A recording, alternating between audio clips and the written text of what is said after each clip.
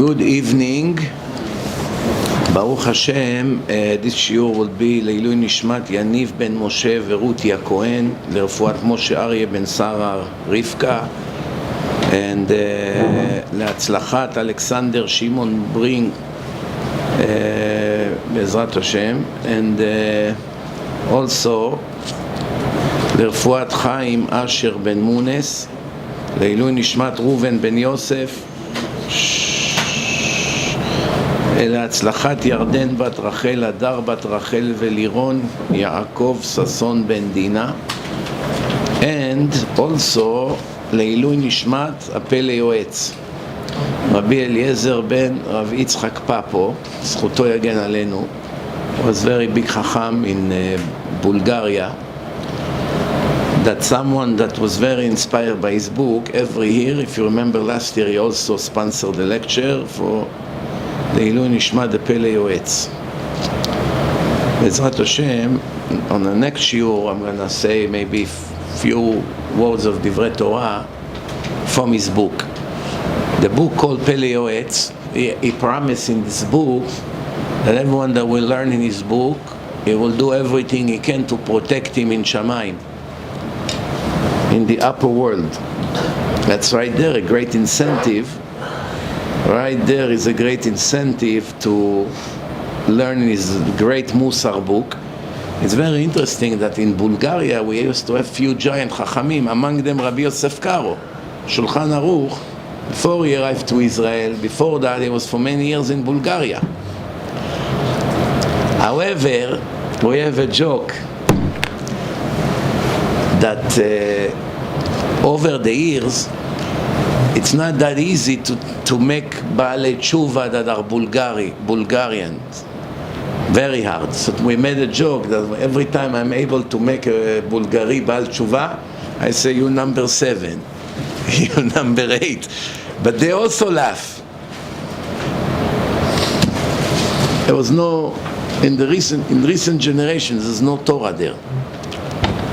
Romania, Bulgaria, some areas, Jews were totally lost there. Baruch Hashem. Tov. This time I'm going to talk about the Parasha that is coming up on Shabbat. Usually I like to talk about the Parasha after we read it, but I already spoke a lot about it in LA. I had a Shabbaton there. I went to Los Angeles on Thursday. I came back last night. And I had a great lecture on Thursday night. Then I had a Shabbaton with hundreds of people. They took a hall 2 blocks away from the shul because it was a Friday dinner, much like a big event. And then on Shabbat morning, and then Shabbat afternoon, after Mincha, Suda Shlishit. And then Sunday I gave another lecture last night. Not last night, the night before. Sunday night, also very nice lecture. And there's nothing makes me more happy that every time I go to a place, I see all the Baalei Tshuva of the last visit or the one before. This upcoming Parasha, Parashat Vayeshev. As you know, last Shabbat, Vayishlach Yaakov Malachim el Esav. Yaakov sent angels to Esav, preparing for a combat. Maybe I have to fight for my life. Maybe if I bribe him and give him some gift, he will change his mind. I'll pray also to Hashem. I'll prepare in all 3 ways. How do you prepare for a war? The Torah say, you give the enemy some kind of a gift to ease their anger. Maybe they'll agree to make a peace and save their bloodshed. At the same time, you beg Hashem with tears and cry for help. And you prepare full force for the combat. You don't sit and count on a miracle. You don't count on your strength. That's why you have to cry and to beg. And you still have to give the goyim something, because usually when they get a nice gift, their anger towards the Jews will be reduced 20, 30, 40%. There could be enough to avoid the war, for now. Sometimes the anger is so high that it won't even help. You saw that it helped. Esav came with an intention to kill Yaakov and his family, and in the end he hugged him and kissed him. So what happened in the end? A revolution. You come to a war, and in the end there was a peace meeting. After that, Esav is telling Yaakov, let's be together. Let's stay as one family. Esav. What does Yaakov say to him? You with your soldiers, with all your people are strong people. We do not want to stall you behind. We have women, children. We walk very slow. You guys probably wants to move forward. It's not going to work. And what does Esav say? What does Esav wants to be with Yaakov? Yaakov is doing everything to get rid of him. Who can tell me why? Bad influence on the children. Imagine the children of Esav come to the children of Yaakov. Hi, you want to see my iPad? What's this? You don't know what it is? Abba, look, my cousin here is a moron. He doesn't know what an iPad is. Where are you from? I'm from the yeshiva. What is it, yeshiva? We sit and learn. Oh, it's boring. Why don't you come with me? We go hunting. Bow and arrow. You know how I shoot? You want me to show you how I shoot? No, it's no joke. It's exactly how it was, with the exception of the iPad. Whatever the game was at that time, you got the point. They are hunters. They are nothing to do with Torah. Yaakov is shaking. The faster I get rid of him, the better it is.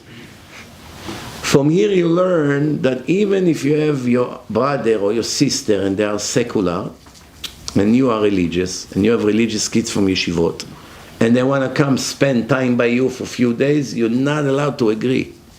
You got to be very careful. You do not ever expose your children to secular kids, even if they are your nephews, even if they are your own children from first marriage. You were secular, you had kids that are secular, you got divorced, 5 years later you became religious, 5 years later you got married, 5 years later you have now few kids, your kids are 15, 16 from first marriage, they want to come spend time with you. Your children are in Talmud Torah. What do you think will happen when the brothers would meet? It will be a death sentence for your holy kids. They're going to start looking up to their older brothers. They're going to start talking to them about sport, and about the movies, and about their job, and about what they watch, and start telling them about the worlds. Do you have a girlfriend? He doesn't. It's not the child's fault. That's how they raise him. They raise him like an non-Jew. He's 17 now. He has some girlfriend with earrings over here, piercing everywhere, tattoos. You know, smoking grass all day. You see these people everywhere you go in America. Now he is going to come to be with his young brothers and sisters from a mutual father. Two mothers, but they have the same father and the same last name. We are brothers. Oh, nice to meet you. Hi, what's up? Comes like this. How you doing, bro? Abba, what is he saying? What language? You're laughing, huh? Do you know how many cases like this I have every week? Questions like this every week, or people already did it and now they regret, what have I done? There is no room for feelings. When the life of the soul of your children is in a risk, nothing justify risking it. Not your own children. Oh, I feel bad for my children. It's not their fault. I raised them secular with my ex-wife. Why they have to now lose? I want to invite them to my house for Shabbat. Invite them when your children goes to camp or something. You and your wife can handle them. Do not expose them, the new holy kids, to their older brothers or cousins or friends or I don't know what. This is mamash life risk. Do you know Rav Yitzchak Yosef, the chief rabbi of Israel? In one of his speeches, this is what he said. Listen carefully. He said, one day, I hear knocking on our door in Yerushalayim. His father is the chief rabbi of Israel. Someone knocked on the door. I opened the door. It was Yitzchak, the teenager. We're talking 50 years ago. I see an Israeli pilot with the Air Force uniform. You know, they have these wings over here. You know, he's a combat pilot. Hi, the Mishpachat Yosef? Yes. How can I help you? I'm your cousin. You're my cousin? Yeah. My father is a brother of your father. I didn't know I have cousins. My father never told us we have a cousin. He came to invite the family to his inauguration. He's becoming officially a pilot. So I guess in a few days they're going to have a big party. They want to bring the family. You don't want to come with nobody. So you want to invite family. So you remember he has a religious family in Yerushalayim. Rav Ovadia Yosef never told his sons that they have cousins because they were secular. Didn't want them to have any idea one day to meet with them. This world is a minefield, full of bombs under the ground every path you go. There are very, very few clean paths. Very few. Very few. Can count them on one hand. Make sure you direct your children to go in those few clean, kosher paths. Do not jeopardize them in any other way. Do not take them to stadiums. Do not take them to all kinds of not kosher weddings. Do not take them to any sport events. Do not take them to the boardwalk on Shabbat that they can look and see all kinds of naked people jog over there. You have to be very careful. I remember when I went to my son's yeshiva 20-something years ago, the Rosh Yeshiva, a Yeke German Ashkenazi, he said, my brother lives in Bnei Brak, and my nephews never left the house to the street even once. It does not let them go out from the apartment. They learn in yeshiva, they finish yeshiva, they come home. He does not allow them to go down to play on the street in Bnei Brak. Why? I can jeopardize their soul. Let them play in the house, let them have Lego, I don't know. Find a kosher game for them to play. Keep them occupied.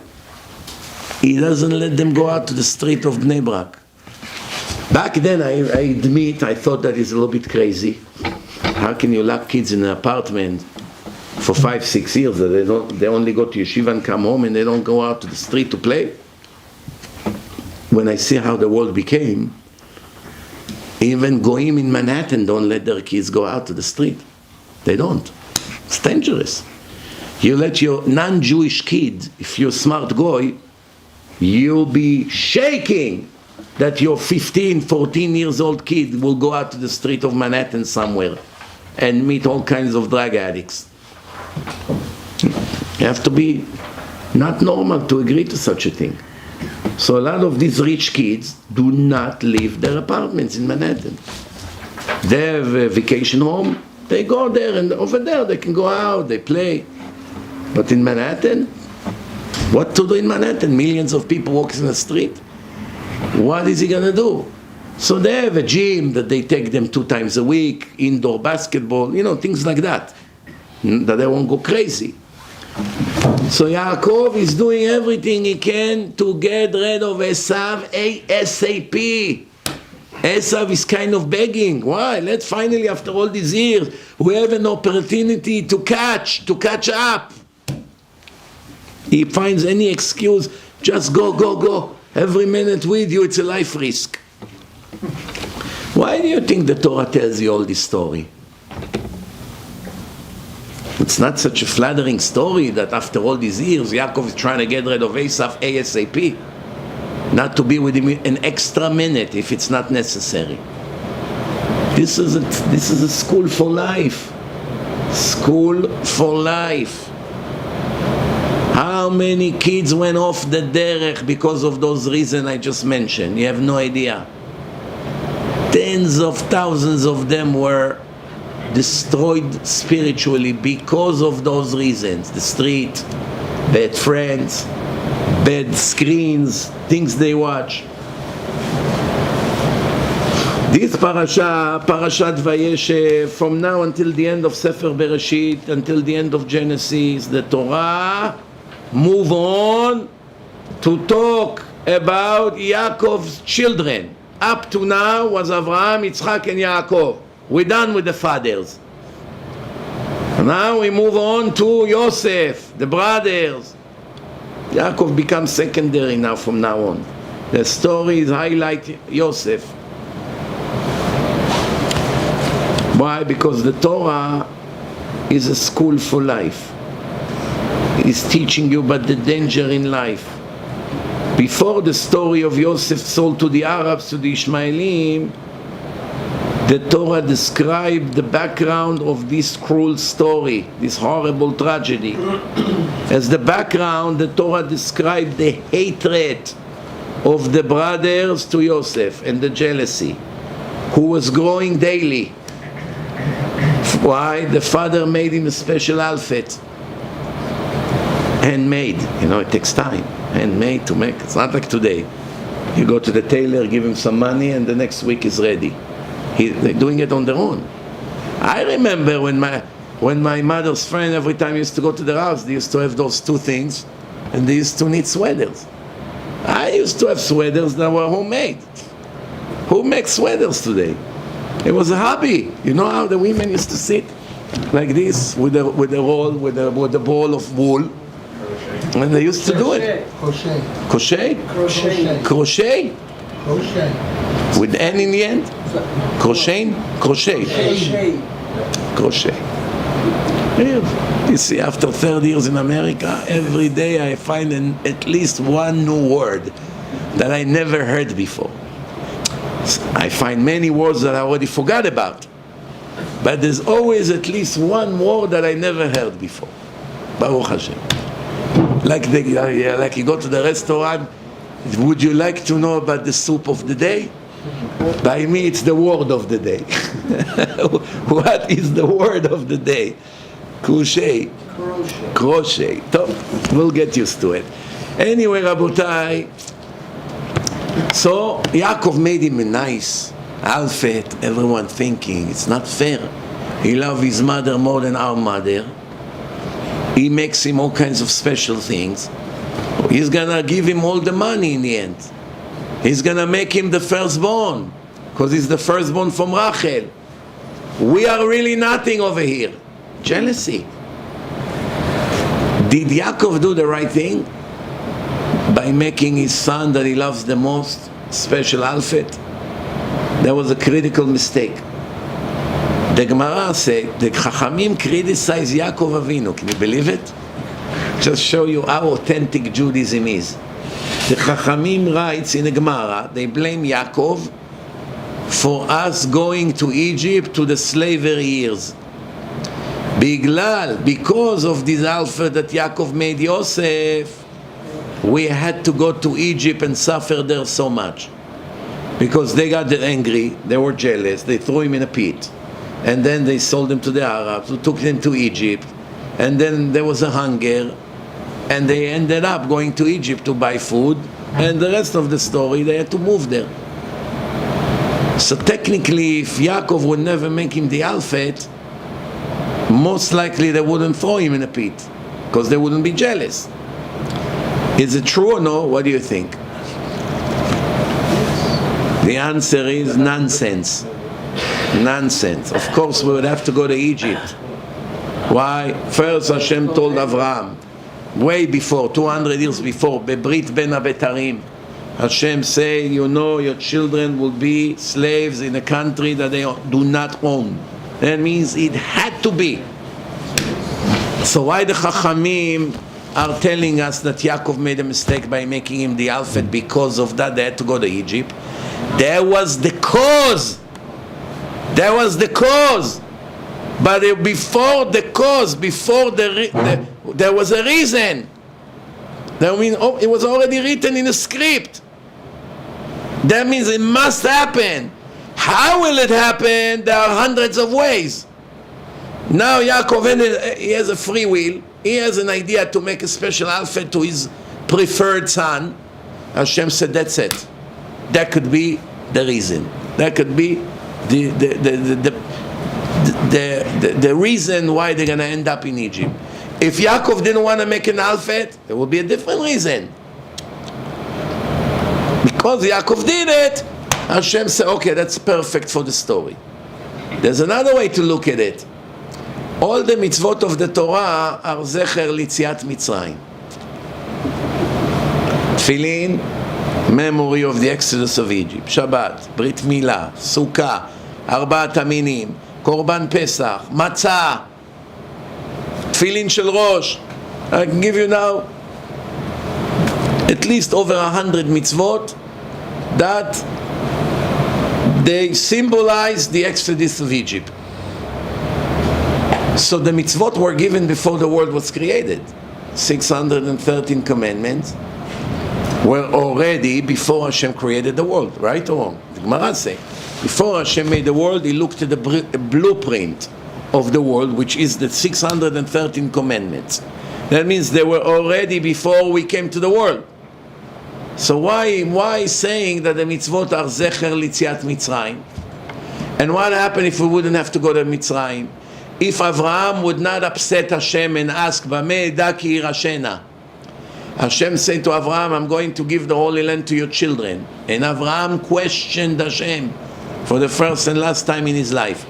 With the 10 test, Avraham is not making a beep. When he tells him, take your son, your only son that you love, and sacrifice him, he doesn't answer, he doesn't ask, and he doesn't even think anything against Hashem. When Hashem finally come and give him a beautiful news, hey, you should know that I'm going to give you the Holy Land. I'll multiply your children like the stars in the sky. And what does Avraham all of a sudden, out of nowhere, he said, B'ma eda ki irashena? Give me a sign that to prove to me that I'm going to inherit the land. Hashem said, I'm going to send your children to a different country, they'll be slaves, and only after that they'll come out with great wealth. So that means maybe if Avraham wouldn't say anything, maybe we wouldn't go to Egypt. But how can it be? All the mitzvot is as a memory of Egypt. So the answer is, to go to Egypt, we had to go to Egypt with Avraham, without Avraham, with Yaakov, without Yaakov, with Yosef, without Yosef. We had to be in Egypt. Why? Over 100 mitzvot are because of the exodus of Egypt. So what came first? The mitzvot.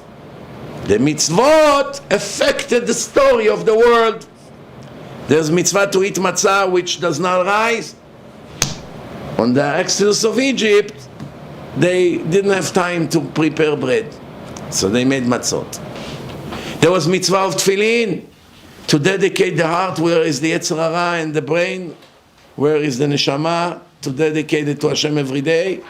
What do you have to put in a tefillin? The story of Yetziat Mitzrayim. This was before the story of Yetziat Mitzrayim. It's in the tefillin, but tefillin was before the world was. That means there was no other way. We had to be in Mitzrayim exactly as it was. So why are we blaming people? Why are we blaming Avraham for questioning Hashem?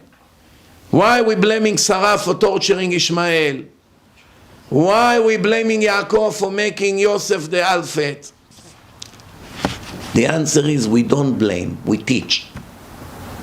We teach a lesson. This was the story in a natural way that caused this, right?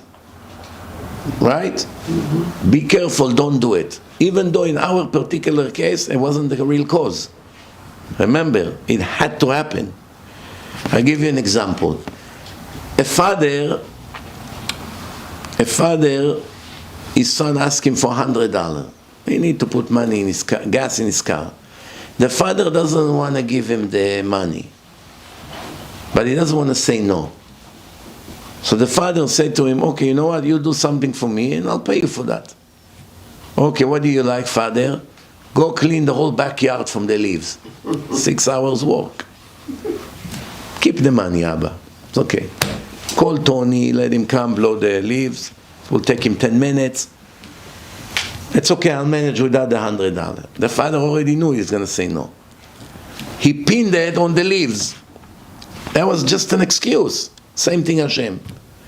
Hashem already knew that they must go to Egypt. I have to turn it around like that. Why? Otherwise the mitzvot will lose their significance. Why the mitzvot is Zecher L'Yetziat Mitzrayim? To teach us not to be ungrateful. When you say 3 times a day Shema Yisrael, what do you say? Ani Hashem Elokechem, I am your God that took you out of Egypt, Liot Lachem Le'Elokim, to be your God. I didn't take you out to be goyim. I did not take you out to walk naked in gay parades, or to eat not kosher food, or to go to college all your life in secular study and not touch the Torah.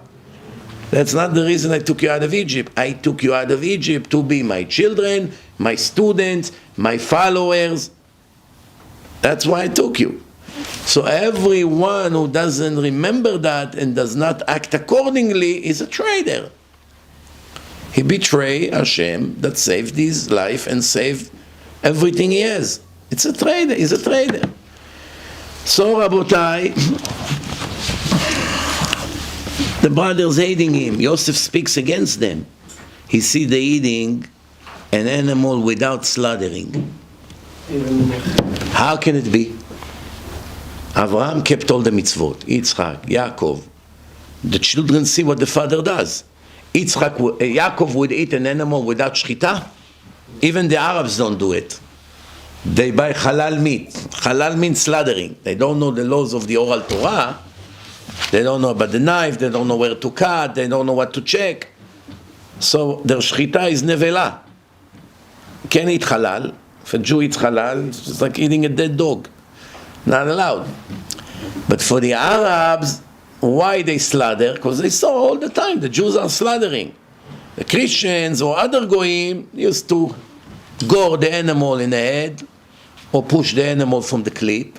The animal crash, they go, take off the skin, take the meat, cut it, and put it on a grill. They had nevelot, or with bow and arrow. That was a very common way to hunt animals. Or to choke them, or to eat them with a kufitz, like the Rambam say. Some tool, they hit them on the head and they kill them on the spot. Jews are not allowed to eat this kind of animal. If a cow will die by itself, cow walks, I don't know, fell from some cliff, fell down and died. Jews see it, it's not allowed to eat it. You can give it to the dogs. Or to the goyim. The goyim can eat it. There's no problem for the goyim to eat it. They're allowed. It's dead already. But Jews cannot eat it. So, Abotai, Yosef comes to Yaakov and says, I just saw the brothers eating a cow with a calf without shchita. How can it be? We wouldn't do it. They did it. The holy Shvatim, the nation of Israel, is formed by them. The answer is, they ate a calf that is called Ben Pkuah. Ben Pkuah. What does it mean, Ben Pkuah? You slaughter a pregnant cow. Cow is pregnant, but you don't know. Cows look very fat, so you know. Sometimes even a woman can be pregnant and you don't know that she's pregnant because she's already 300 pounds. So now she's 330. Nobody see. If she's a very skinny woman, I don't know, 150 pounds, immediately you see after 3 months that she's pregnant. But if she's already very, very overweight, it's going to be very hard to know. Sometimes, I remember one time, my mother had a friend, and she gained a lot of weight in a 3 months period. So everyone came to her, Mazal Tov, Mazal Tov. Mazal Tov for what? For the baby, Bezrat Hashem, should be healthy. She was so offended. We are so stupid sometimes, it's crazy. You know how you go sometimes with a friend, and he's only 10 years younger than you, or 5 years, and they come and say, who's your son? And the person thinks, he looks that old? My son, he could be my father. Or a person that looks older and his wife look very young. She kept herself. So they come and say, oh, very nice of you, taking care of your father. That's why I tell all these fools, include to myself, better not to talk. Hi, who is this gentleman? It's my husband. Oh, very nice to meet you. What are you jumping to conclusion? Especially in Las Vegas. It can be her grandfather with the cowboy hat. You know, you come to Las Vegas airport, you come out, a wave of impurity comes right to your face. You begin to smell the prostitution over there, and the wicked people in the airport, and all the noise of the casino. Run, run, $25. Everywhere. In the airport. Gas station. You just come out of the plane, casino. Yeah. First time I was there, I was shocked. You see all these old men in their 90s, 80s with this cowboy hat and jeans and boots, walking hand to hand with a girl 20 years old. It's legal over there. Such a filthy place. That's it. So, Rabotai, they saw that, so when you slaughter the cow, you didn't know the cow is pregnant. So you begin to remove the skin, open the stomach, all of a sudden, a little calf comes out, still alive. This calf, you don't need to slaughter him. You disconnected him from the cord of the mother. You can kill him, eat him and kill him, and make steaks out of him. You don't need, or you just cut him anywhere you want. Doesn't have to be a kosher shchita. Why is it? Because he counts like one organ in the mother's body. Why? Because he cannot live on his own. The only way he was alive inside is thanks to the mother. So it's called in the Gemara, Ubar me'i imo. Yerech imo, sorry. Yerech imo. Yerech means like the leg of the mother. Ubar yarech imo. You look at him like he's the kidney, or he's the leg, or anything. If he was born a minute before she died. Or you come, you see the cow is dead and the baby is outside. Can't take a risk now. Maybe he was born before she died. He needs shchita. But if you know when she died, he was in the stomach and we saved his life, we opened it up, took him out, cut it, just like we deliver babies. You're allowed to eat it without shechita. If I'm not mistaken, the Ashkenazim don't eat it, right? If Ashkenazi will have such thing, they eat it without shechita or no? Or they machmir not to? Who sees it? No, I just wanted to know. Anyway, Rabotai, I think that the klafim of the Sefer Torah, they do it, it's called shlil. It comes from this Ben Pkua, if I remember correctly learning it. Anyway, Rabotai, so you got the point. So Yosef sees they eat a calf without shchita. He runs quickly. Abba, you know these religious kids? Abba, I saw Itzik. He's looking on the street. There's not Sanua girls over there. Ma'a, where? By the way, a father, should he encourage one of the sons to be a snitch? Definitely. Every time he come and tell him what's happening with the other brother, here for you, go buy ice cream. Good job. Good or no? No. Who's going to tell him what the kids do behind closed doors? He needs a spy. No? Terrible education. Also, some rabbis who does such thing, terrible. First of all, they machti'im oto. They turn him into a criminal. To make one Jew snitch against his brothers, it's a sin. You need to be a parent, you need to supervise them, you need to watch them, you need to investigate what they do, yes. Don't use one of your other sons to do it for you. First, get used to it, to be a snitch. Second, it would create hate between them. And third, what kind of message you send to him? Same thing, some rabbis, they make that mistake. A kid comes and says, Rabbi, I want to tell you what I saw. What? I saw this guy having an iPhone, he hides it and he go and watch sport in recess.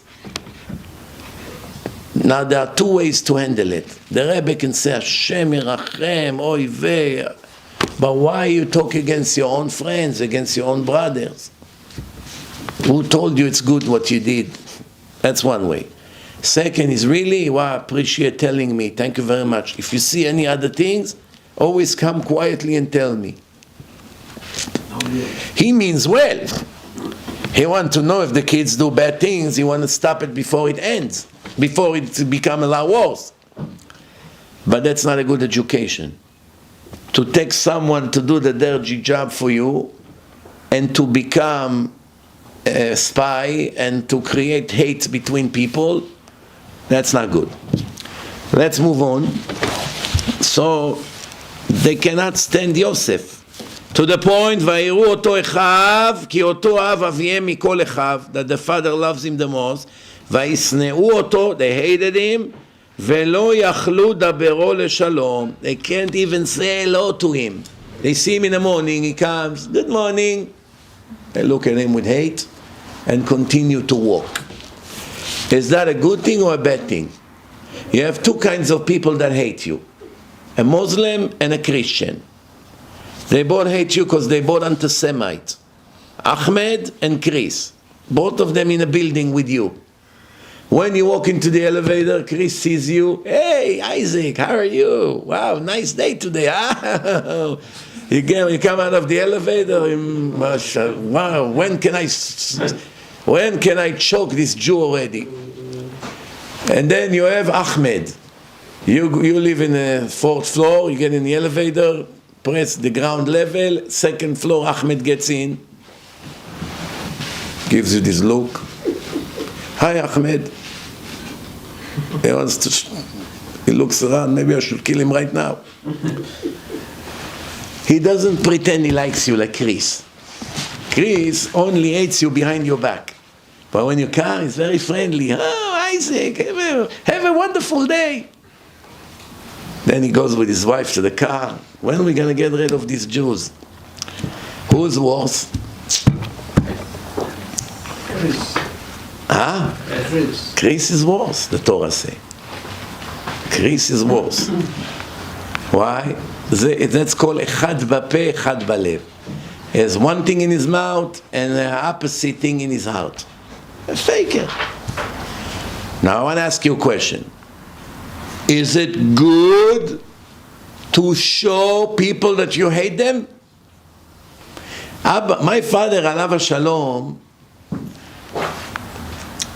I never forget that, how many times in his life he was telling me when I was young, you have to learn from me. I will never let a person ever know that I don't like him. And I used to admire my father for that. Until I learned the Torah that say that that's not the right way. It should be the other way around. The Torah say when you hate someone, you must confront him. Do not let this hate stay hidden even a minute. Take him quickly and resolve the issue. He comes to you, hey, how are you? How am I? Come, I need to talk to you, it's urgent. Do you know what you did to me 2 days ago? I just found out. Immediately. Oh, I'm so sorry, right, Okay, you argue, you scream a little bit. That's it, you make peace. I apologize, forgive me, I'm sorry, it will never happen again. If he doesn't tell him and he give him fake smile, 20 years he speak against him behind his back. And retaliate in all kinds of ways, making him damages.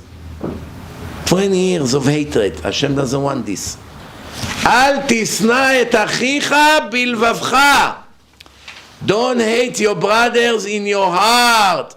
If you hate him openly. That it should turn into a discussion. Why I hate you? Why you hate me? Yes, tell me why. Because you hurt me here and there. Because I ask you for help and you turn your back on me.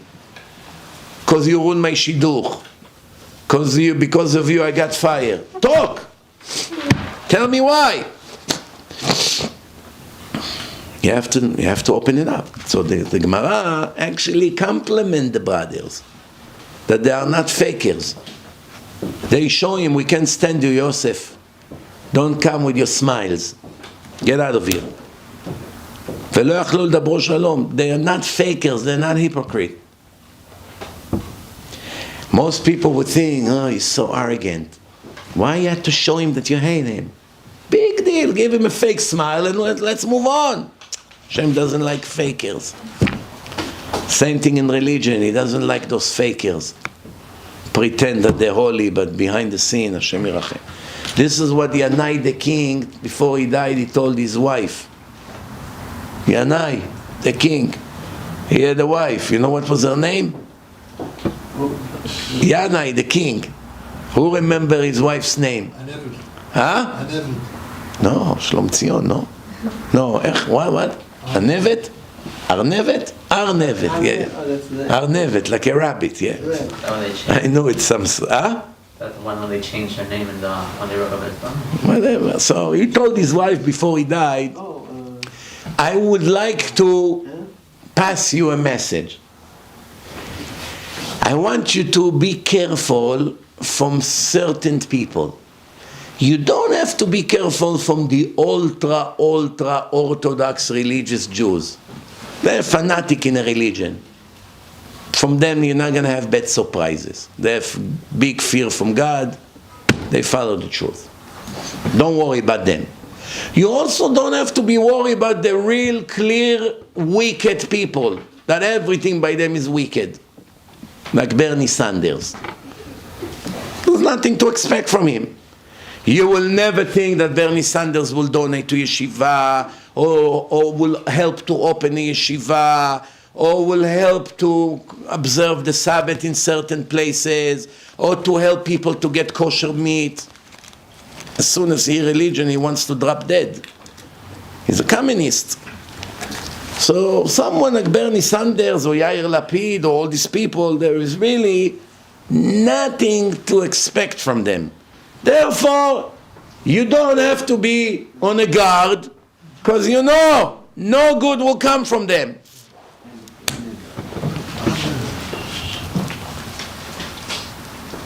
But I would like you, Arnevet, yes, I just didn't remember, it was 20 years ago since I heard her name. Arnevet, Arnevet in modern Hebrew, it's Rabbit.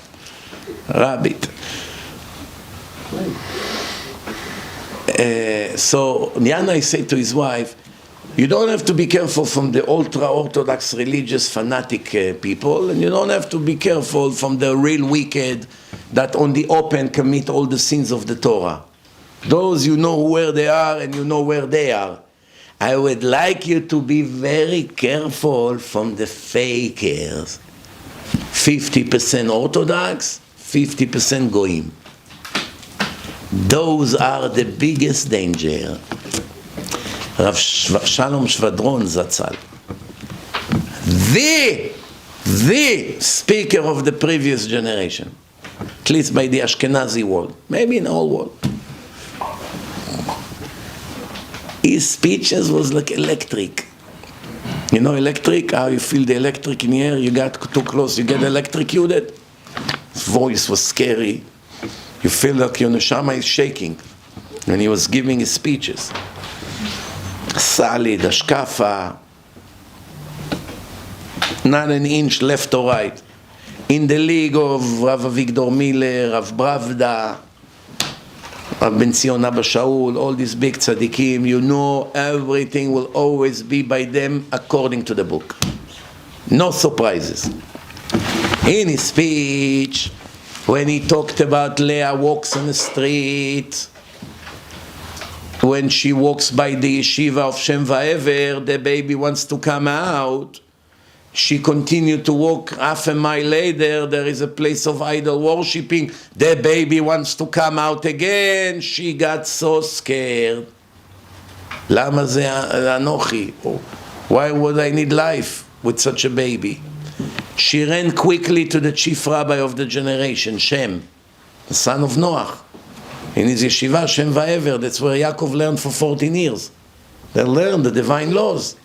Immediately she ran to him, Kvod Harav, I must talk to you. I'm very, very worried. I have a son that is very confused. He's modern Orthodox. When I pass by the yeshiva, let's go learn the Daf Yomi. When I pass by the baseball field, he also wants to go watch a game. Then I go again to the synagogue, he wants to run in. I walk by the theater, he wants to go watch the movie. He's a very confused baby. I'm very worried. So what did he say to her? Relax. It's not that bad. You have two nations inside you. One righteous and one wicked. So that was the words of comfort. He's comforting her. It's not so bad like you think. So Rav Shvadron said, what's better? To have twins. One Bachur Yeshiva Tzaddik all day with Gemara, running to learn all day, and the other one complete Chiloni, Mechalel Shabbat, Ochel Trefot, an atheist. Or to have one kid instead of the twins, 50% religious, 50% secular. He said better to have two kids which one of them is completely wicked than to have that modern boy. In his time they used to call them Mizachi, the Mizrahi movement, which were on the modern side. Their ideology. They keep Shabbat, they eat kosher, they do good things, but then they have, Hashem Yerachem, some ideas which does not fit the ancient way of Judaism. And all Gdolei Israel were petrified from them. What's going to be next? What's going to be next?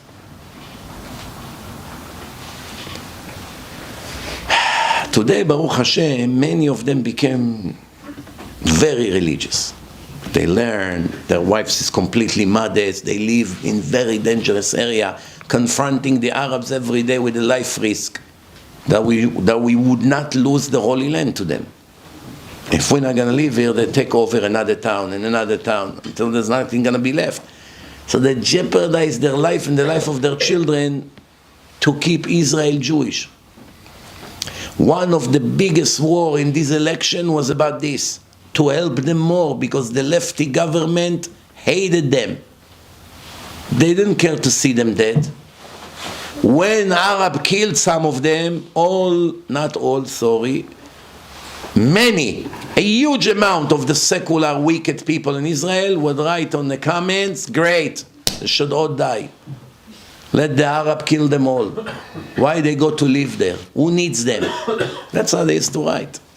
And the government was just as bad. They don't like them. Now as a new government, they are big supporters of them. They came from them, some of them. So they want to help them out. They want to give them better security, more money, maybe to make fences around, security aid.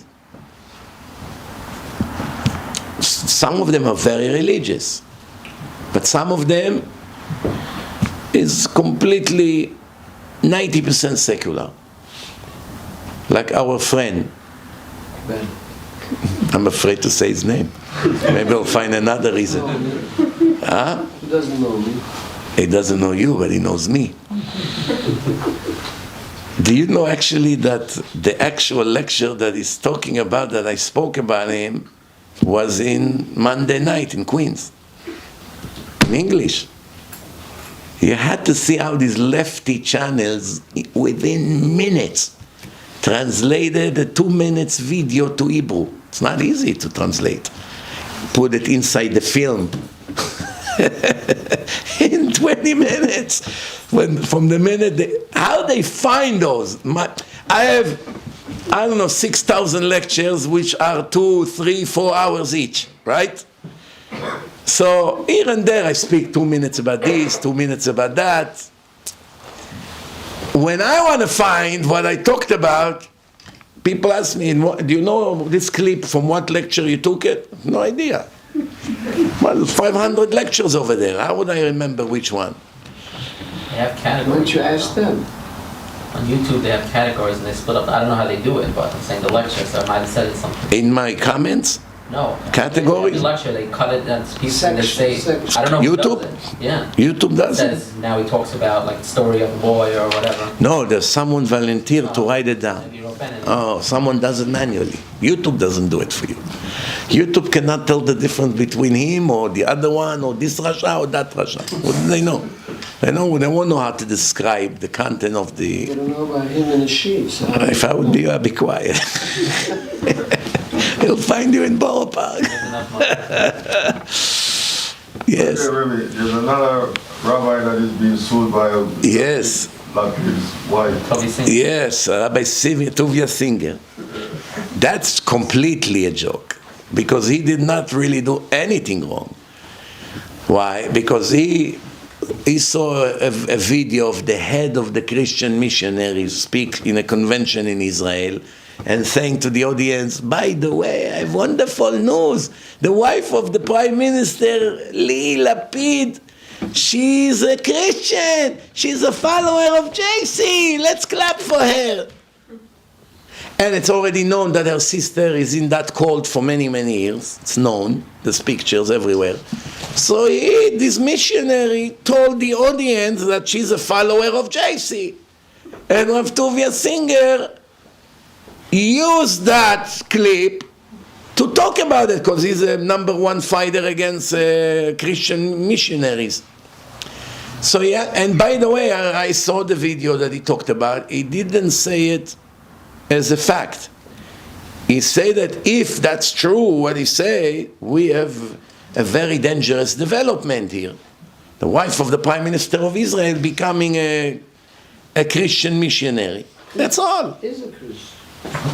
So now all of a sudden, after about 2-3 weeks which she didn't talk, all of a sudden she realized a lot of people talk about it, she got nervous, she sent him a lawsuit. In a logical world, the judge should throw her and her lawsuit out of the terrace. But remember what I told you an hour ago? The judges are hostiles. They're allergic to people that look like him or me or any other religious person. If you are a Muslim Hamas Qadi, They love you. Freedom of religion, Mustafa. How are you? The liberal gay judge. How are you, Mustafa? Kif halak? I learned for you some Arabic word, Mustafa. Comes the chief rabbi of Israel, Rav Yitzchak Yosef. Mr. Yosef, they don't say rabbi. Mr. Yosef, cut it short and to the point, please. We're not interested in Shiur Torah over here. That's how they do. No joke. No joke. How to believe. I asked my rabbi actually, how is it possible? I mean, if you hate religion, at least you should have hate all kinds of religious people. Let's see, if the Hamas one speaks in a mosque about women and it must be modest, or against gays, or the rabbi does the same thing, you should have hate him and you should have hate him. Why you hate the Jew but you don't hate the other one, or the priest that say the same thing? If you ask a priest to give a speech about the abomination parade, he will speak strongly against it. It's going against God. You ask the Muslim, he will speak against it. They accept both of them. Freedom of religion. But if a Jew would say it, oh, you're forcing your religion on us. Hey, brother, calm down. I'm only trying to make a point. No, I'm not your brother. Get angrier. If you tell him, hey, brother, Achi, אני לא אחיך. You have to see the monster come from their face. Scary. Scary, ממש. I'm telling you, such racism. So I asked my rabbi, where is the logic here? If you hate religion, you're an atheist, they raise you as a communist or whatever, then you should have reacted the same against all religious people from all countries in the world, right? Jews, non-Jews. He said to me, זה הכל המאכלות האסורות. They eat non-stop טרפות. Non-stop, non-kosher meat, and non-kosher fish, and non-kosher shrimps, and not kosher chicken, and lots of worms in their lettuce, and broccoli, and everything they eat. In an average day, if they eat 3 meals, they can commit in one day maybe 50,000 sins deoraita. In one day. If they eat Caesar salad, let's say, it's, I don't know, 20 different leaves of lettuce. Each one of them have hundreds of green, tiny, microscopic worms. They eat the whole salad, hundreds on each leaf, multiplied by 10 big leaves that they chop them. Right there is like maybe 1,000 to 2,000 sins right there, and each worm is 5 sins from the Torah. So if you have 10 leaves and each leaf have, let's say, 100 worms, tiny ones, with a magnifying glass, you'll see them all crawling. Or you put them on a white sheet, you're going to see a lot of green dots after that. Tiny. You have to come with a magnifying glass to see how they move like this, you know. You swallow them by hundreds. What a delicious Caesar salad, chef. Your masterpiece. Protein. Anyway, so 100 on each leaf multiplied by 10, it's 1,000 worms. Each worm is 5 sins from the Torah, 5,000 sins the Oraita in one Caesar salad. Imagine if they're on a diet and they eat it 3 times a day. It's right there, 15,000 sins per day. Per day. The Oraita. Multiply by 40, 50 years. You expect them to love Torah? Come on. Their entire blood is contaminated and filthy, spiritually.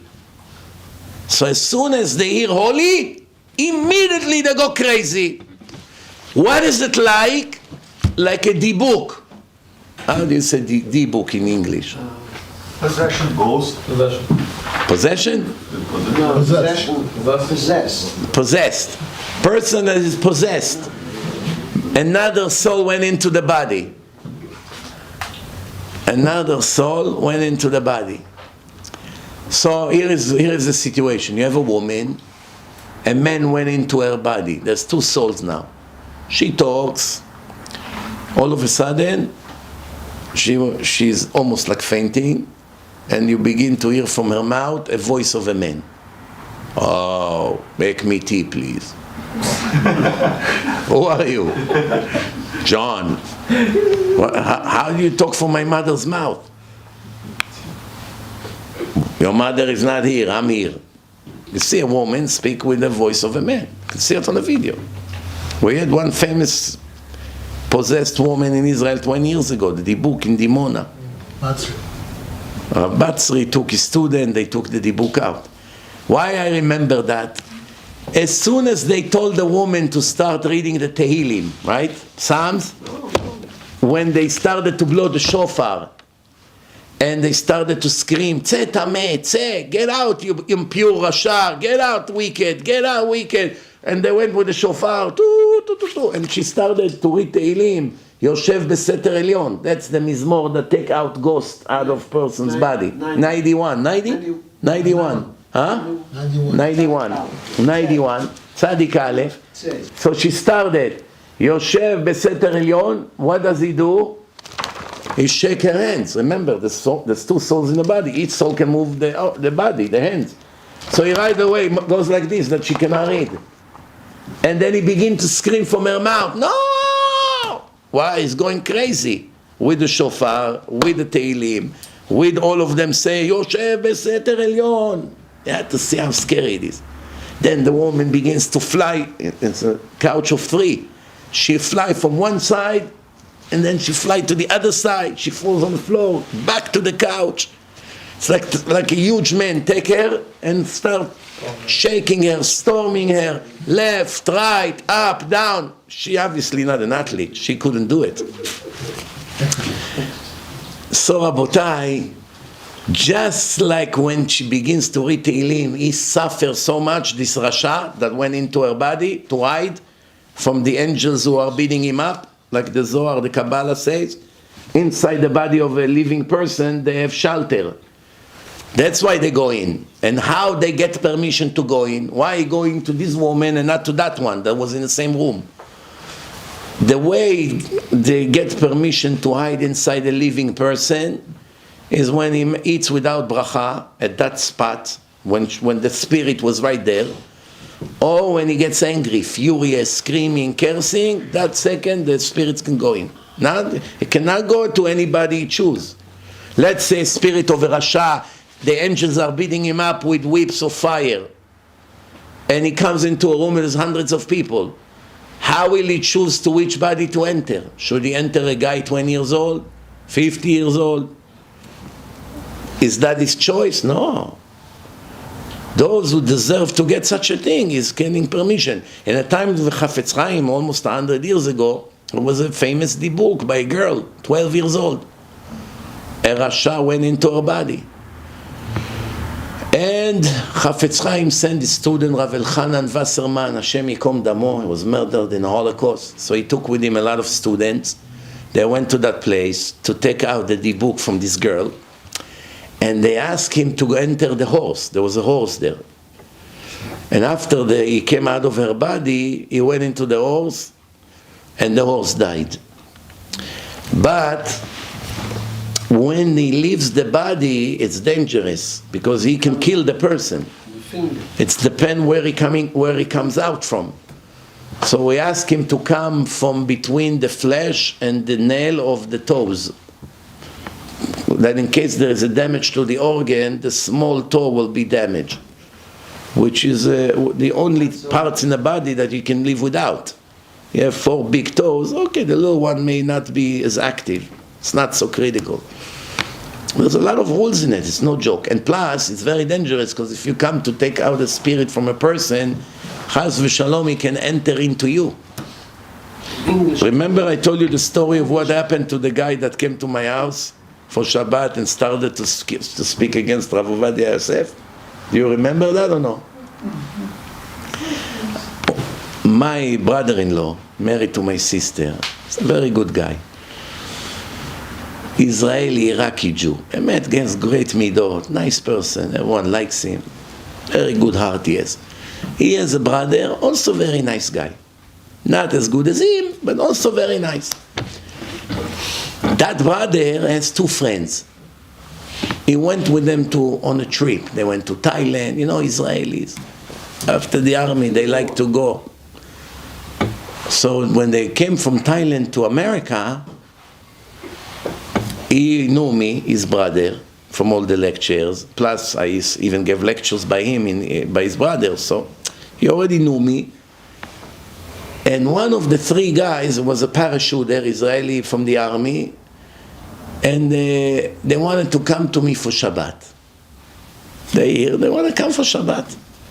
Okay, please come for Shabbat. Friday night we sit by the table. We have guys from the yeshiva, we have other guests, we have these 3 guys. One of them was a real arrogant guy with such chutzpah, you never saw in your life such a thing. As we speak words of Torah in the table, every word I say with Rav Ovadia Yosef, he begin to attack him and insult him like he's his friend or something. I say to myself, where is this idiot came from? The other 2 guys are nice and polite. They feel very uncomfortable. What is this crazy guy is embarrassing us here? So they try to tell him, hey, calm down, what are you so angry? Give respect, you're in the house of a rabbi. Friday night, you're embarrassing us. You don't like him, go to the room, you don't have to listen. You know what? You both of you are losers. He got up, throw the chair like this, push it back into the table, and went to the room. So my brother-in-law's brother told me, I'm so sorry, I never saw him behaving like this. I don't know why he hate the rabbi so much. What did I say? Rabotai, in less than a minute, 2 minutes maybe, the most, he went to sleep. He lay down in bed. All of a sudden I hear from the room, it doesn't stop. We all jumped. The room have to go from the entire hallway to the end. We all ran to the room, opened the door. I see him sitting on a bed, his 2 hands holding his neck like this. His eyes became like tennis balls. And he goes like this. Left, right, left, fast. Left, right, like this. The guys wanted to come help him out. I said, don't touch him. Remember, I learned that the spirit can go into you. Don't touch him, be careful. It was going on for maybe 20, 30 seconds, and then it stopped. After it stopped, it took him a minute to catch up the breath. Like this he was. You okay? You okay? Cannot answer. What happened? What happened? I don't know, something black came and choked me. It was a demon. Choked him almost to death. The first word the guy said was what I was dying to say. I was keeping my mouth shut. The friend told him, you see what happened when you speak about the holy Rabbi Ovadia Yosef? Now I want to ask you a question. What do you think happened 6 months later? This story ended right there. The guy felt bad about what he did. We stayed the rest of Shabbat. Motzei Shabbos they left. What do you think happened after that? To be continued. Chapter 2 of the series. 6 months later, I go to Israel. I go to my sister. What's up? How's your brother? Good. How is his friends that came with him to me?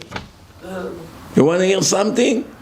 That guy became Baal Tshuva. And he has a group of few Chilonim that he teach them halachot of the Ben Ish Chai. He's Iraqi. Now he was very proud that one of the biggest rabbis in history maybe was a Ben Ish Chai. Oh, he's Iraqi, Baghdad.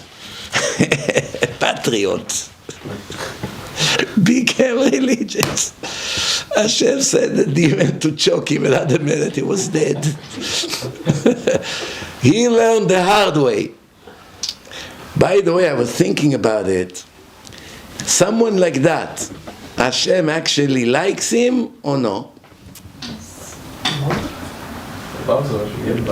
If he made him such a clear miracle, you have to be a super fool not to become Baal Tshuva after such a thing. Direct attack. You speak against a big Chacham, 2 minutes later someone come to choke you to death, but some spirit. What was it? Dybuks, a demon? Only Hashem knows what it was. His eyes was like 2 tennis balls. And it's so red, he couldn't breathe. So Hashem sent him an immediate response. That's a good thing. If you do something good and immediately you get a prize for it, that's a bad sign. Bad sign. If you do something bad and immediately you get a punch to your face, that's a wonderful sign. That means Hashem does not want to lose you even for an hour. Immediately you get a smack, wake up you fool. That's an act of love. Some people commit sins 40 years in a row around the clock, non-stop. Horrible reshaim. Not one smack.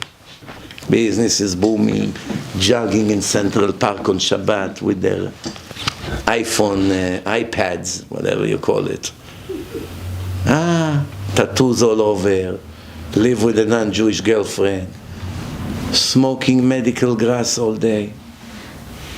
Just when I got on a flight in LA, waiting online to get on the flight, some drug addict came to me.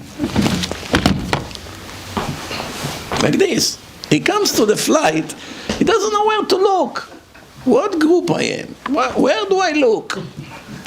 Thinking to myself, imagine if this guy would be next to me. I'll choke him in the middle of the flight. How they come to a flight of 6 hours, 5 hours flight in such a condition? The question is, how did he find the place? How did he find the terminal? Maybe he's afraid to fly. Maybe 5 minutes before he went to the bathroom and took drugs. Possible. We had a guy that on Purim had a flight. Purim, you know Purim we drink? He took a car service from Monsey to JFK. Why did he want to fly on Purim? What kind of a religious Bachur Yeshiva wants to fly after eating so much meat and drinking 10 bottles of wine? Smell very bad like alcohol. Everybody in Monsey, you know, especially the Ashkenazim, they very mehader in this mitzvah, Purim.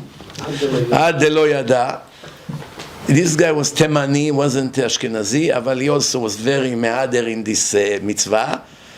So now, he's mamash mastul, you know mastul? No. Doesn't know where he is. Somehow he arrived to the flight. Why did he want to fly urgently on Purim? Guess what? It's on the plane, they give you... He follow conspiracy theories. Remember they say there is a star Nivero. He's on the way to eat the earth. The estimated day that he will eat the East Coast will be on Purim. Purim night, meaning... So he made himself a flight to escape out of New York. Look, you see, if you have a stupid guy that does it, well, okay, no, you're not surprised. There are people like this, dumb like a shoe. But this guy was really smart. In Gemara, he's smart. Even smart people begin with these conspiracy theories, garbage on the internet. It drives them crazy. I think it's a punishment from Hashem that, oh, you're afraid of this, you're afraid of that, you're listening to this fool and to this liar and to this fake video. That became your new Torah. Hashem takes away the wisdom. There's no other explanation. All of a sudden, the next morning I see him back in the yeshiva. What happened? I thought you escaped from Nivero. So don't ask, what an embarrassment. I was sitting already on the flight, sitting on a plane. They came to him, security, sir, you have to come with us. Imagine this, one looks at you at the flight. Why? What happened? You smell like alcohol. You cannot let you fly like that. You smell like alcohol. I gotta tell you something. When a Talmid Yeshiva get drunk, or a big rabbi, he will never speak stupid things. He won't get on a chair and jump like a monkey, make his wife die from embarrassment. You know these guys in a wedding, he gets up on the table and dance and throw things and insult people. When you in Am Haaretz, your brain is empty of Torah and only nonsense you have in your head. When the alcohol goes in, the nonsense flowing out. When you're full of Torah and a lot of alcohol goes in, what comes out? Torah. You talk like a robot, like a machine gun. So definitely he wasn't doing anything stupid. I asked him, what did you do? Did you attack anyone? Nothing. I was just sitting like this, very tired from Purim. But I had smell of alcohol. I guess the person next to me complained. I don't want to sit next to this guy when it smells like this for 11 hours on the way to Israel. They threw him out of the flight. I said to him, you see, you have to die with all of us. Today he has yeshiva in the north. He made himself a yeshiva. He's a great guy. If you hear the story, you think, oh, who is this fool? No, smart guy, good guy, everything. A lot of, wine of Purim. But believe in Nivero. Oh, you see, there's a star. It's about to hit us. Even if it would miss the earth, the debris will knock out all the buildings of Manhattan. There's going to be a tsunami. Rabotai, before we finish, we have a few more minutes. The Gemara says, Vayeshev Yaakov. Yaakov wants to sit in peace now. What? The Gemara says, Bikesh Yaakov lishev beshalva. Yaakov say, okay, listen, I'm getting older. Let me semi-retire. Let me rest. What after? I worked very hard in my life. קפץ עליו רוגזו של יוסף. Immediately Hashem sent him a new tragedy. Yosef is missing. The Gemara say, Rashi brings it, צדיקים מבקשים לשב בשלווה. When righteous people want to strike, What are you doing, Rabbi? I retired. I resigned the congregation. I'm 65. What are you doing? Playing golf, going shopping, visiting the grandchildren.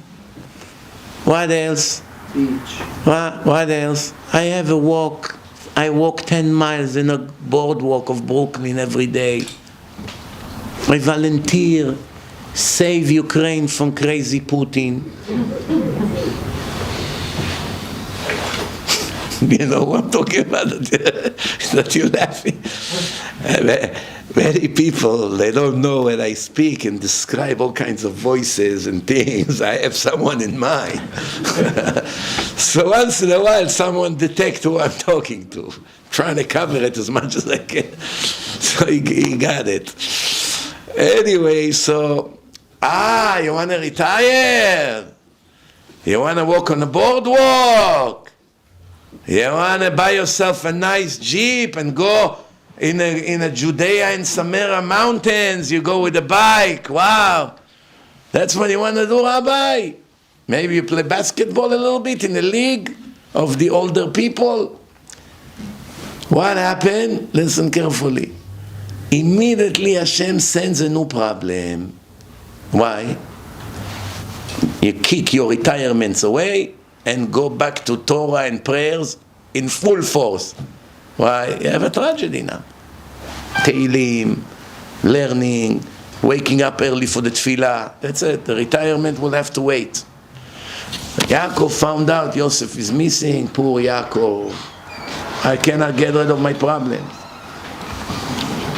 הקדוש ברוך הוא say, לא דיין לצדיקים ממה שמתוקן להם לעולם הבא.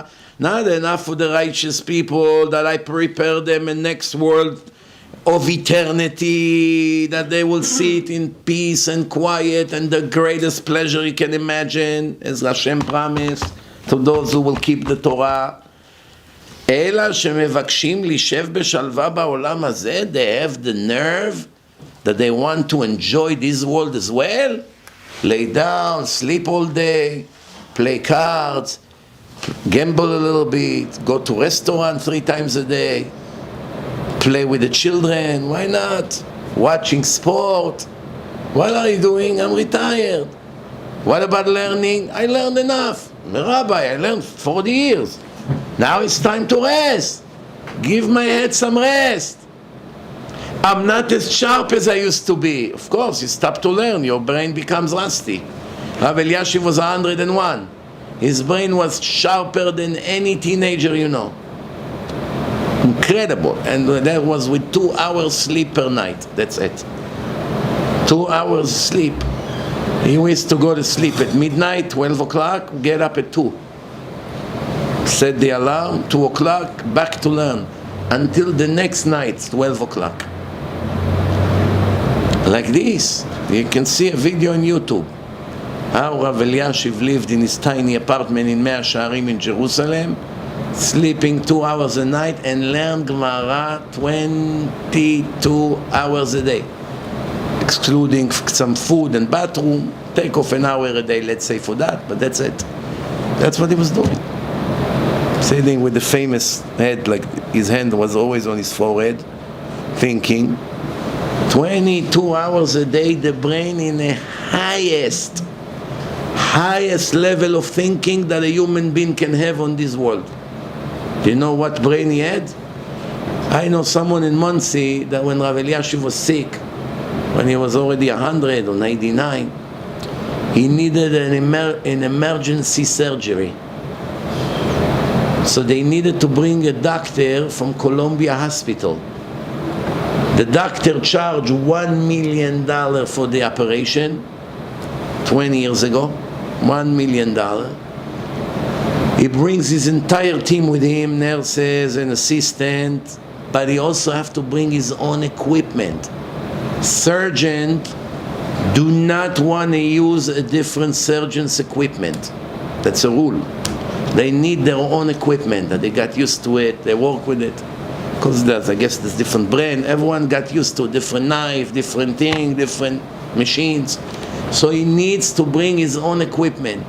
So you need to put in security, in escrow, $5 million in case the equipment will not return back from Israel to Columbia Hospital. One Jew, one Ashkenazi businessman, he paid the 1 million to the doctor, and he put 5 million, which returned to him when the equipment went back to New York. One time I was sitting with him in a car in Monsey. I told him, what did Rabbi Eliashiv tell you when he opened up his eyes? From the surgery, you paid for the... So Rabbi Eliashiv said, before Rabbi Eliashiv went to get his anesthesia, he blessed the Goy doctor, that the doctor should be successful in his surgery. It was a Goy, non-Jew, the doctor, specialist in head.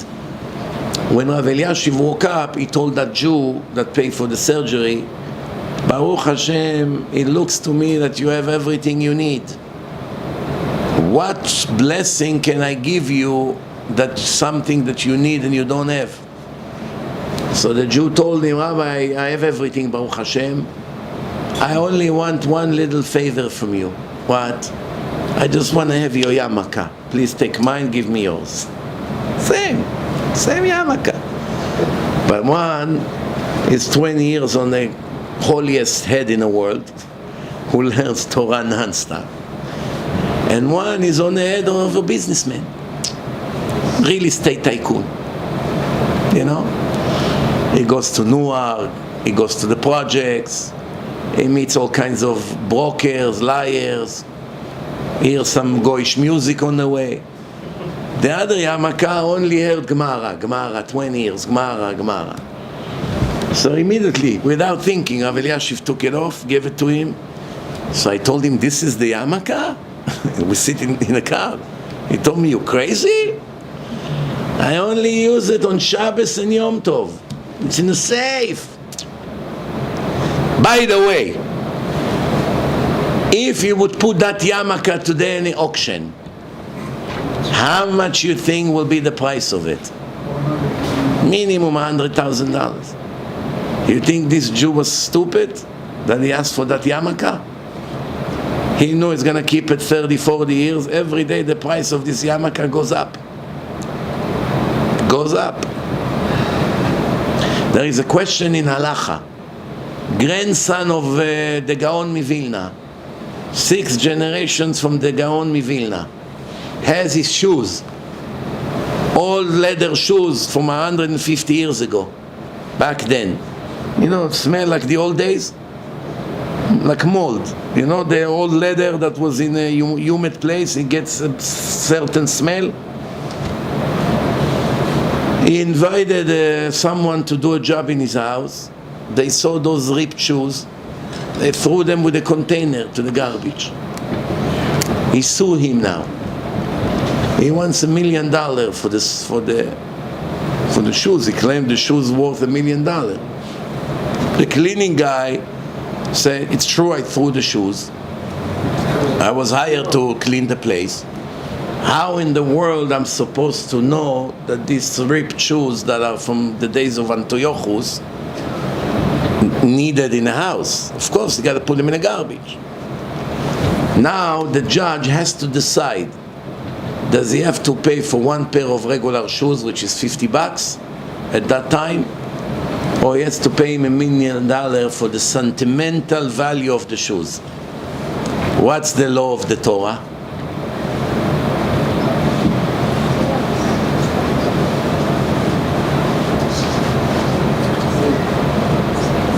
The answer is, if he had no idea that these shoes have sentimental values, and it was logical to think that they are garbage, he is not guilty. He doesn't have to pay him for the shoes. If they're worth $1 million, you should have put them in a safe or in a locked window, closet or whatever. The fact that they were around, it's negligence on your behalf. There was 2 neighbors in Israel. One of them had old classical records. Most of you here in the room, besides some older people, probably don't even know what a record is. It used to be a big record, very big. Then we went to CDs. 33. Yeah, and they used to be small records with a hole in the middle, 45. big hole, 45 speed. You used to have a patephone with a diamond needle, with a little handle. You put it on a CD. I used to have a lot of records, turning table like this. You put it, and it begins to go around. It spins, and you begin to hear the music. Problem is that if you touch the records with your hands, it makes scratches. You have to have a glove or velvet. It's very, very gentle. Me, with my negligence, I used to hold them like this, put them in a bag. After a week or two, you hear, that's what you hear in the background of the music. So then they came up with CDs. CDs, you don't hear. By the record, sometimes there was a real scratch, so you get to the scratch, you say, I want to go, whoop, it jump, I want to go, like this all day, I want to go, well, it cannot go, it's got stuck.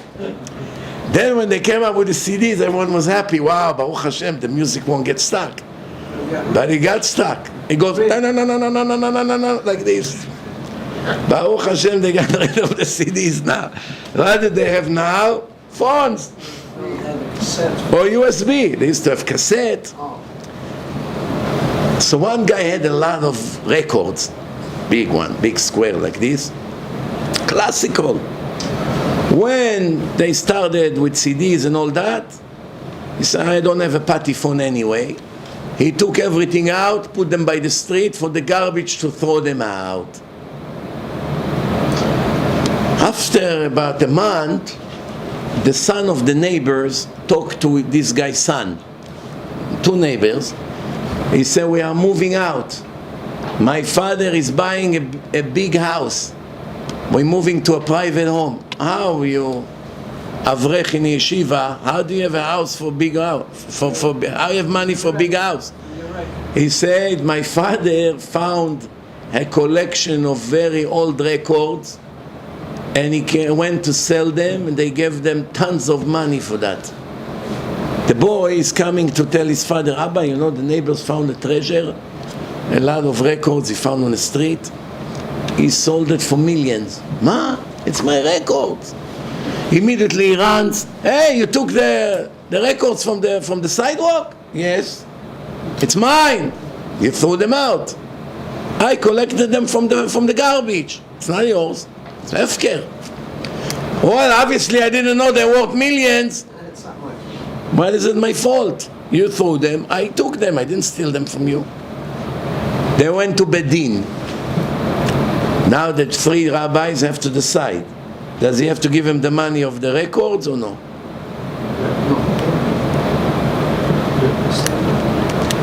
The answer is yes. Yes. I'll tell you why. Hefker when you do hefker by mistake, not knowing what you mafkir, you don't know. If he knew that the record's worth a lot, that he doesn't want to be bothered with that, and he throw them out, whoever took it, it's his. But if he did not know, then he has the right to say, I made it hefker, but I had no idea what I'm mafkir. You know, obviously I would not throw millions of dollars. So that's a mistake of a Jew. He has to give him back the money. You know what happened? One Jew bought a used book in a bookstore. They sell used books also. He came home, he started to learn in it. There was handwriting, I don't remember who, the Malbim or the Khatam Sofer. It's a book from over 100 years ago, and has an authentic writing of one of the biggest rabbi ever lived. Worth millions of dollars, this book. So he asks now, he sends a question, does he have to return it to the bookstore? Obviously they don't know what they sold him. It was belonged to them. He doesn't want to steal. I do not want to enjoy stolen money. So a tzaddik, this guy. The store doesn't know about it. He can never tell them. They will never know. But he's afraid of Hashem. He asked, do I have to tell the store that the book that I bought worth millions and they sold it to me for $5? used book. Do I have to tell them that it's worth millions of dollars or no? Or I can sell it and it's mine? What's the answer? We would think that it's the same like the records. But it's not. Why it's not? The person that threw the record knew that he's throwing a record. He just didn't know the value of the record. This guy did not know that inside the book there is additional piece that worth $1 million. The book itself worth $5. But because they are writing of a legend inside, it made an extra $1 million increase. The owner of the book did not know that the written are inside, so he sold it as a book that worth $5. Do we have an obligation to come and tell him you didn't know what you mafkir? The answer is no. Why? It's different than the records. The records did not have any addition to it that increased the value. This is it, and that's what it's worth. And he thought it's worth $5, and he threw the records. So he only didn't know the value, but there was no hidden piece. In the book, there was a hidden piece. They didn't know about the extra. They knew about the book, but they didn't know about the extra. But when they bought the book, the person that sold it to them also didn't know about the extra. Who will sell a book to a bookstore used? Someone who needs few dollars. So that means already few generation, it went from many, many hands, and everyone sold it to someone until it ended up in a bookstore. Meaning none of the people over there knew what they are getting. How will we find the original one? We have to find the original one. There's no way to find him. There is no way to find him. It's similar to what happened to me 20-something years ago. I went with my uncle, Alav Shalom, from the Bukharian neighborhood all the way up to Rav Kaduri's yeshiva. Rav Kaduri used to be the oldest Mekubal in the world. It's about 200 yards, but very high hill, very hard to walk, especially to an older man. My uncle used to walk 10 steps and rest. 10 steps, rest. I said to myself, he's in very bad shape. When we came back, I told my aunt, you must take him to a heart doctor. His condition are extremely bad. 2 weeks later, he passed. I saw it coming. 10 steps, he cannot go up the hill. But on the way up, in between that he stands and rests, we had a conversation. I see that they build a big shul on the right side over there, on the way up. I told him, oh, they build a massive shul here. He said, you don't know the story of the shul? I said, no. Well, I didn't hear about it. No. They bought the lot, and they wanted to build the yeshiva, the big building. They need millions of shekels, but they don't have the money. They asked a rabbi, should we dig the foundation, the hole? Well, for that we have money. You can call the tractors, they get all the sand out, they made a nice square, that you should make the basement there and the foundation. Or we should wait until a few years, until we collect more and more and more tzedakah, and then we build the entire building in one shot. Should we progress as we build, or we wait until we have all the money and build? That's the question, what to do. The rabbi told them, why waiting? You can save time. You have now to make the foundation. Anyway, when you build, you must put a fence around that no one falls in. So you have already the fence. Dig the hole. Where are we going to get the money? It may take us 10 years. He said, now when Hashem see that you started the shul, He will expedite the rest of the money. As they started to dig in Jerusalem, I want to remind you that that area in Jerusalem, who used to be there? The Ottoman Empire, and the Armenian, and the British, and the Seljukim, and the Persians, and the Romans. Many, many empires occupied Jerusalem and lived there. So while they started to dig, they found a big box, huge box. When they opened the box, they found gold coins, antique gold coins, from 300 years ago, from the Ottoman Empire. Each one worth many, many, many thousands of dollars, millions of dollars. It paid for the entire building, this treasure, and had leftover to maintain the maintenance. The question now, the person that sold them the lot took them to court, to Beit Din. They had no idea I'm selling them a treasure. If I knew, I would not sell them the property. I only charged them for the lot. This treasure belonged to me. He lost in the trial. Why? This property went through many heads. We will never know the original owner. Obviously, the one that sold it to you didn't know about it, and the one that sold it to him didn't know about it. What makes it yours? You had no idea it's there, so you can never had kinyan on it. The one that sold it to you never know it's there, so he could not have kinyan on it. So it's like a natural treasure. If someone finds something in the middle of the desert, it's his. Maybe there was a Roman soldier that hid it there 2,000 years ago. Obviously, someone hid it there. But I found it. Some countries, by the way, they have laws against it. That if you find antique coins and stuff, you must give it to them. I don't know what's the law here in America. In Florida. I know one time I went to Avaderet. He said to me, open your hands. He gave me 3 coins. Looked like Israeli shekel now, the small Israeli shekel, but this was from the time of Bet HaMikdash. They found them under the Kotel, archaeological digging.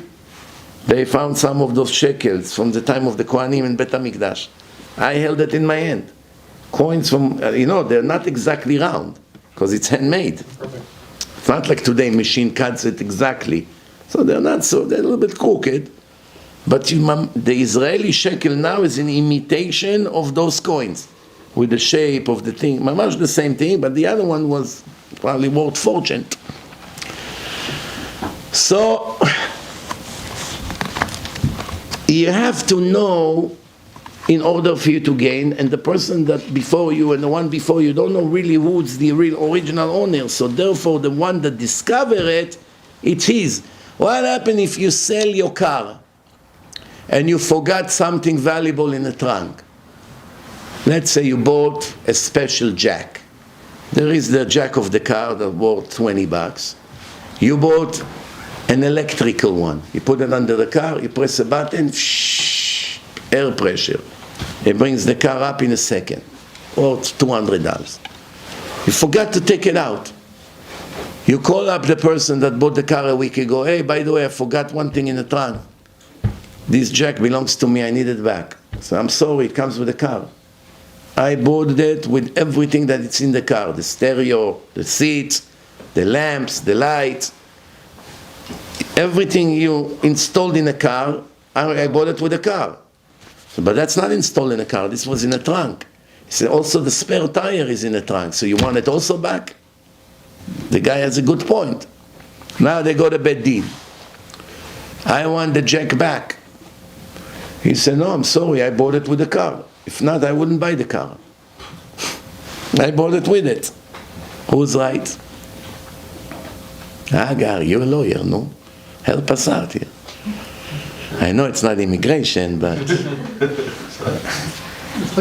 Huh? It's his jack. He has to, Yeah. What, did it have the other jack also, the old one? I'll give you an example. You know sometimes how people replace the original mirror with a bigger one? Yeah. So he comes and say, hey, by the way, this mirror I installed in the car, I want to take it out and put the original one back. Can he take it out? No, because it's became an integral part of the car. Whatever you installed in the car, bumper, sport bumper, I don't know, things on a security system, special alarm, low jack, this is all installed in a car, you cannot remove it. But things that can be moved from one thing to another, you forgot a bag, you forgot books in a trunk, you forgot a stereo system in the back. That doesn't belong to the car. Then he has to give it back to him. Once there's no proof that this is dedicated to this car, it's not a piece of it, you can run the car without it, and he has to give it back. So with that jack, he had to give it back.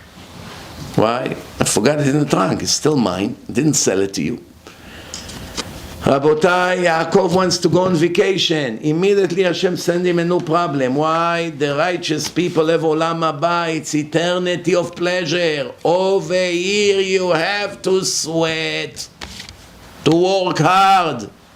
I didn't send you over here to eat cream cake, creme schnit, Napoleon cake, Rabbi. Come, let's have dessert. Donuts. Tell it to Rav Steinemann, Rabbi, can we take you to the cafeteria? We'll get you maybe a Napoleon cake and espresso. Vuz? What? No, I want to take you to have coffee and cream cake.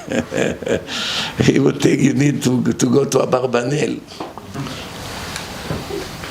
Right or wrong? Imagine you come and you say to Rav Chaim Kanievsky, Kvod Harav, I would like to take you to a very fancy glad kosher restaurant in a hotel over here in Jerusalem. What would happen? This is something you had to film. We had a guy came to pray with us one time on Shabbat in Monsey, from Israel, from Bnei Brak. Huh? So one guy came, one Ashkenazi from Bnei Brak, he came to Monsey one time and he told us a story. He said, I'm a builder. I went to get a bracha from Rav Chaim Kanievsky. I see mold on the walls. Mold. Green mold. Smells like mold. It's dangerous. I told his grandson, this is dangerous. It's not just ugly. It's dangerous. It has to be scraped. He said, don't get me any problems with my grandfather. He said, no, don't worry. You don't have to pay. Me and my son will come. It will take us a week. We're gonna go scrape it, close it with sheetrock, paint. You won't even realize we are here. Slowly we'll finish it. No, my grandpa doesn't want any changes here. Don't paint, don't fix, leave it broken. The other way around, they didn't want too much to get used to this world. It's a temporary world. Why investing over here too much? Scratch, broken, missing a wheel. Chair is shaking. Chazon Ish came to Israel. The Jewish agency gave him a metal bed, metal frame, with a mattress, table with two wood chairs, handmade wood. How they used to build the chairs. Very, very old-fashioned chairs that they squeeze like this. When you sit on them, they squeak, they make noises. 60 years he used it. Same table, same thing, everything. Nothing's changed. We have to do renovation. The Chazon Ish wants to go, maybe he'll find a designer, he can give him a special furniture for the room. Spends most of his life in this room. They don't care about these things. They don't even look at this. If you come and tell him, Rabbi, the chair you sit on for 30 years had this thing missing, he won't even realize. The mind is in a different world, different planet. It's not like us, every little scratch, oh my God, I'm eating my heart. Why? The mover made a scratch. So, it ruins my entire happiness. You know how long I waited for that wall unit? Where is the scratch? Right here. What? Now one person will ever see the scratch. It's in the corner there behind the wall. What is the problem? No one will see. But I know it's there. Mental disease. Mental. So Hashem said to Yaakov, picnic. Maybe you go have shawarma here on Coney Island Avenue with a nice dessert. Picnic, huh? One girl, they came very, very, very scared. They came to the rabbi and crying that their daughter wants to convert to Christianity, lo alenu. The rabbi say, call the girl immediately, I want to talk to her. When the girl came, he asked her, why did you decide to do such thing? The girl say, my father is sitting and learning all the time. All day he learns Torah. All these years he sits and learn. Yeshiva house. We barely had a living. We poor, we didn't have what we need. And all the time he was complaining that maybe he won't have Olam Haba. He always said, I hope that I will have Olam Haba. I hope I didn't lose my Olam Haba. I hope Hashem won't punish me. I hope I have a share to the world to come. I'm not even sure. Meaning he's petrified. One time I visited some Christian friends. By them it's the exact opposite. They eat, drink, music, do whatever they want. Once a week they go to the priest, put $50 in a jar, he waive everything, all their sins, and they go home happy. Again, eat and drink, do whatever they like, commit sins. $50 a week, they stay happy, and they have redemption for the next world. So why would I want to be upset and worry, like my father always worry, wow, maybe Hashem is going to take away my Olam Haba, my next world. What will you answer such a girl? She doesn't know. She sees her father, the rabbi, struggling financially and worry, maybe I still don't have Olam Haba. No Olam Hazeh, no Olam Haba. Christian, all day, do whatever they want, eat whatever they want, listen to whatever they want, say whatever they like. $50 a week fee, they're happy here, and they have no sins to the next world. They're not even worried about it. So why would I want to stay a Jew? She has a good point, or she's dumb? No. But what would you answer such a dumb girl? Listen to divine-information.com. That's a good one. Let me give you the film, divine-information.com. Tov. But let's say you don't have divine-information.com. So the rabbi told her like this, listen, when Yaakov and Esav were in their stomach of their mom, Rivka, they divided between them this world and the next world. Yaakov is going to get the next world, Esav will get this world. Later, Esav was convinced also that he has a next world. And Yaakov is not even sure that he has Olam Haba. He always worry, maybe his sins made him lose what Hashem promised him. How can we understand such a situation? They already decided, you are the owner of this world and I'm the owner of the next world. Why Esav was sure that he have a next world and Yaakov is not so sure after they made an agreement? The answer is, if Esav would be convinced that he has no share to the world to come, if Esav knew for sure that he doesn't have Olam Haba, would he be able to enjoy Olam Hazeh, this world, knowing it's going to end any second? If you know that the day you die, you have no share to the world to come, how can you enjoy from what you're doing right now? In order for Esav to enjoy this world, Hashem makes all the wicked people sure that they also have Olam Haba, or at least that they one day die and become saint. There's no hell, no kafakela, no punishment, no nothing.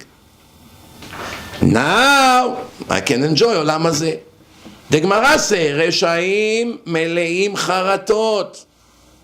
עשה עבירה ומתבייש בה, מוחלים לו עוונותיו. Translation, wicked people are full of regrets. It eats them from inside. A person commits a sin and is embarrassed of what he has done.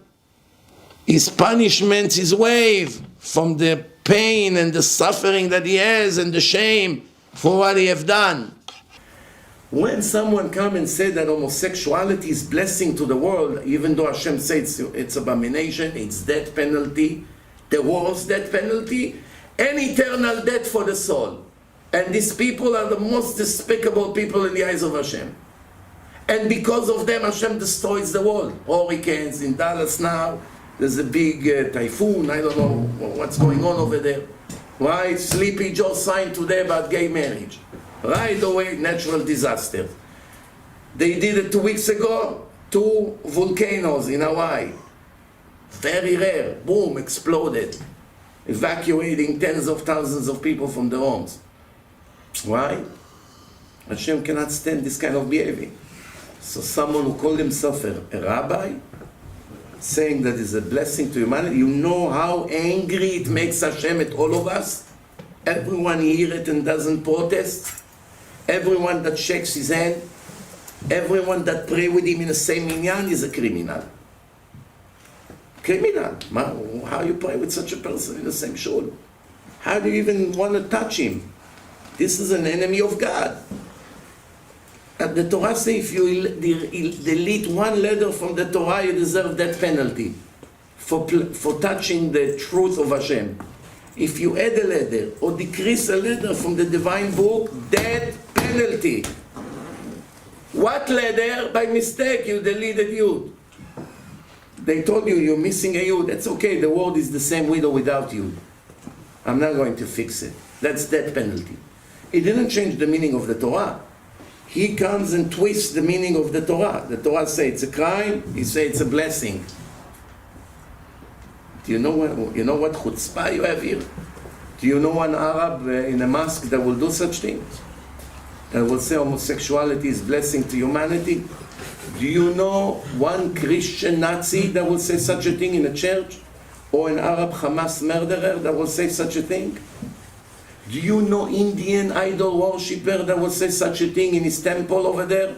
When he bowed down to his Buddha or whatever? No. People from the community here in Flatbush. 5 lectures are scheduled here in Flatbush. Busha v'cherpa to this criminal who lives over here and invite his low life. What punishment they are going to get for it? And those who promoted and sent the flyer, all of them will be severely punished. All of them. Why? You organize a war against Hashem. Those who don't know, okay, they don't know.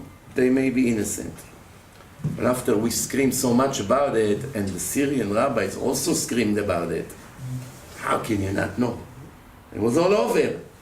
Not just me. Those who listens to me knew what from day one. Those who listen to Rabbi Reuven, which by the way I almost forgot, Rabbi Reuven tomorrow is the opening, the premiere of his Gehenom film. He worked on it for 1.5 years, invested a lot of time and money in it. That's wonderful news for me. Why? I made one and hid it and never put it online. Why? I was thinking to myself, some people are weak character, it may be too much for them. So quietly under the ground I gave it to some people. But then maybe 6-7 years we didn't make any more DVDs. And so many people write to me every week because they're still listening to old lectures which I said that I have that film about Gehenom, and everybody wants to know what's happening in hell. So I say, oh, it's not available. Come on, Rabbi, please, I'll pay any amount. For that, they're very generous. How much? 100, 200 for that DVD? Just tell me. I need it. I said, why you need it? You're already religious. No, I need to get more scared for my sins. So Baruch Hashem, I hope now when this film comes out, you don't need my film. My film was a joke compared to this production. It's mamash like a movie. I saw the preview, music and interviewing goyim that died and saw hell. All kinds of interesting things based on the preview. So now it's coming out tomorrow. He's your Talmud? In a way, yes. I was I had the zchut to mekarev him and his wife when I used to speak in Staten Island. From Wall Street to the stage in a synagogue. There's no limit to how much a person can grow. If he's a man of the truth, he can climb up and up. The resistance from all the losers and fakers and wicked people around has to be. If there's no resistance, it's not from the Yetzer HaTov, it's from the Yetzer Hara. Every positive things you do in the world, you must have obstacles. You must have resistance. When I came up with the first film in a Jewish history, Divine Information, 25 years ago, I went to Rav Stefansky, big Talmid Chacham Tzaddik. I told him, Rabbi, there's one Rasha, he fights, he tried to prevent this film, he threatened people not to give it out. He told me, I'll never forget, I'm so happy, אני כל כך שמח שאתה מספר לי על זה. I'm so happy you're telling me this. So, what are you happy? I cry and you happy? He said, when you came to me last week and you say you made a film that will change the world and prove that Torah is divine and it's working and it's going to be, I started to think to myself, cannot be. There's no resistance. You're going to save thousands of people now and nobody fights. Now when you come and tell me that the guy is trying to stop it, he's threatening, I'm very happy. Now the Satan is really paranoid. That means it's the will of Hashem. If it wasn't the will of Hashem, the Satan will never dare to interfere. The Satan only interfere and try to stop you for doing good things when Hashem is happy from you. Then the Satan comes to ruin it. If Hashem is disappointed and disgusted from you, not only the Satan doesn't stop you, the Satan encourages you to continue. Continue. Very good. You're in the right way. Why? Continue to get destroyed. Continue to make Hashem more angry. That's the job of the Satan. To bury you as much as he can. Be'ezrat Hashem, we'll see you next week. Don't forget, Sunday, it's first candle of Hanukkah. If you want to listen to some good lectures about Hanukkah, I have in my archive. Put in the search box or in Google, Hanukkah, Rabbi Mizrachi Hanukkah, you're going to have 10 lectures at least. Enjoy them. Baruch Adonai Le'olam. Amen ve'amen.